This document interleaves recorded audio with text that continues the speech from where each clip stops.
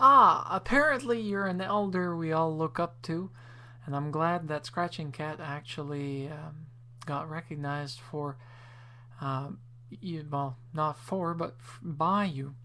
Because of that, I actually got this chance to come and visit your channel, and I must say you're a guy that actually has a young soul, even if it is one that externally may look old. And I couldn't care how old you are, Bill, because frankly, I like your style. I love everything that you've said in this particular vid. And you're right. You're absolutely right. It's ludicrous when you look at companies that actually kind of have a codependency on each other or a symbiosis. Simply because if they start hacking away at their own limbs, gangrene is going to eventually set in, poisoning the relationship between both of them, and then it's going to be Splitsville. As for radio and payola, well, I'm happy you didn't take the $300 and you paid it. But there is one thing that does need to be mentioned. It's not the quantity of music, it's not the quantity of the artists, it's not the money that they're paying, even if they have a manager that wants to pay money. It is what the person behind the actual console at the radio station hears. I have a radio show on in Moncton, New Brunswick, for jazz and blues, but right now it's on hiatus because I do need to finish up other things, and I need some time off to refresh my creative juices and just prepare a new show.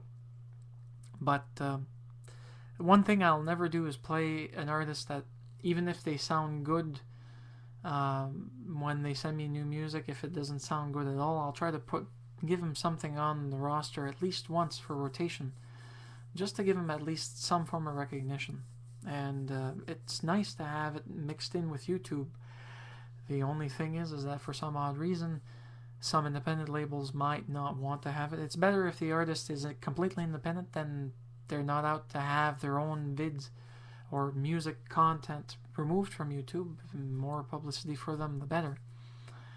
Which is why Blog TV and other media streaming sites are actually quite fun to use, because you get a chance to actually give them that extra oomph of promotion and pass them along.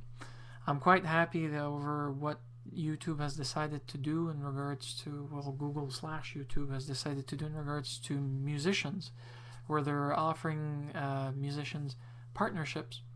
So I haven't looked into the exact fine details for it, but it's still music to my ears, pardon the pun. I'm not a musician.